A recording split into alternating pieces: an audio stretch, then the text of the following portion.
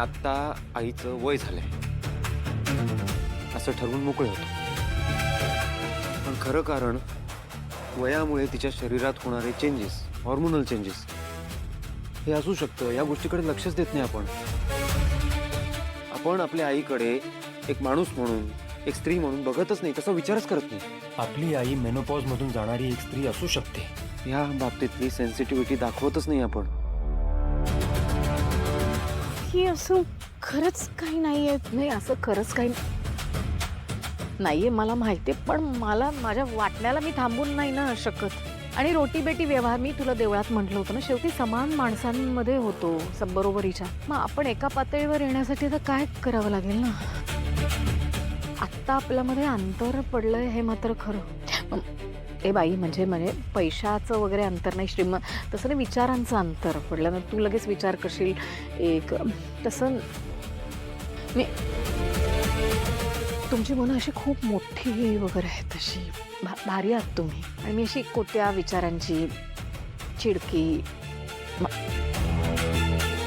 त्यामुळे ना खूप कॉम्प्लेक्स आलाय अगं. आणि मग असं वाटतंय की आता थोर माणसांबरोबर कशी काय सोयरीक जुळवायची.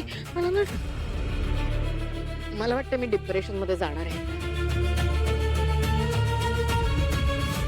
आता हेच बघ ना, हे एवढं सगळं घडलं, तिला खूप त्रास झाला, तिला खूप दुःख झालं, तिला वाईट वाटलं. साहजिकच आहे. तिचं अख्खं आयुष्य आपल्या भोवती फिरतं. फक्त आपण आहोत तिच्यासाठी. आणि आपण तिलाच समजून घेतलं नाही. एरवी घेत नव्हतो, आताही नाही घेतलं. उलट आपण तिला विश्वासात न घेता तिच्यापासून महत्वाच्या गोष्टी लपवल्या, तिला फसवलं. चूक आपण केली आणि आपण अपेक्षा करतोय की ती आपल्याला समजून घेईल. आई आहे ना ती, म्हणून आपल्याला असं वाटतं की तिने सगळ्या चुका पोटात घेतल्या पाहिजे. आई कशी चिडू शकते, आई कशी नकार देईल, आई कशी नाराज होईल. ती आई आहे ना, तिनं फक्त आपल्यावर प्रेम आणि प्रेमच केलं पाहिजे. आणि आपण काय थोडीफार चौकशी करायची वरवर आणि आपल्या मनाला येईल तसं वागणार.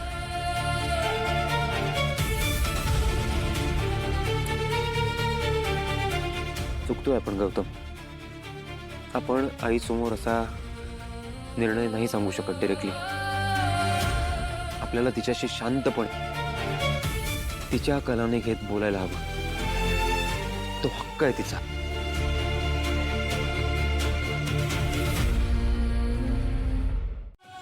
तू थांब जरा प्लीज, शांतपणे ऐक माझं. मी ऐकून घेणार नाहीये, तू ऐक माझं. तू किंवा मम्मी, दोघांमधून कोणी असं काही करायचं नाहीये.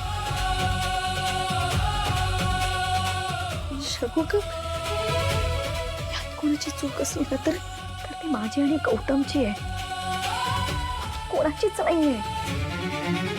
आणि हे बघ, तुमची कोणाची चूक नसताना तुम्ही तिथे जाऊन माफी मागितलेली मला अजिबात पटणार नाही. कळलं?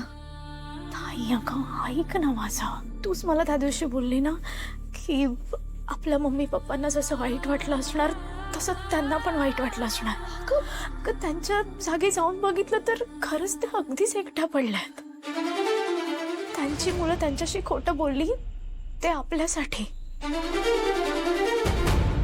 मग कोणावर राग काढणार त्या?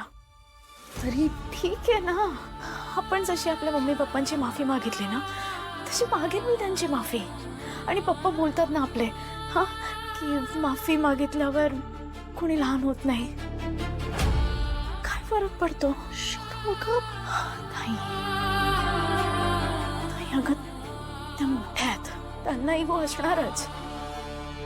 आणि फक्त माफी मागितल्याने जर त्यांचा इगो सुखावणार असेल, आणि मेन म्हणजे त्या तुमच्या लग्नाला जर रेडी असतील तर चांगलंच आहे ना. मी काही करेन, मग मागेन मी माफी. तुमच्या पायावर डोकं ठेवून नाक रवडून जे काही असेल मी करेन. आणि या सगळ्यात मम्मीचं काय? मी उद्या परत भेटेन त्यांना त्यांना रिक्वेस्ट करेन की ह्या सगळ्यामध्ये मम्मीला ओढू नका. मी काही करायला तयार आहे, काही, पण मम्मीने माफी मागायचा हट्ट करू नका.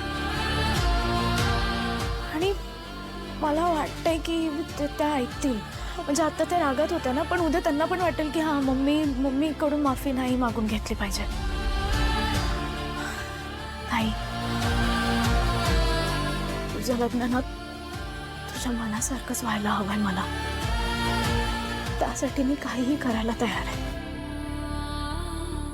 ही तर काय अगं खूप छोटी गोष्ट आहे.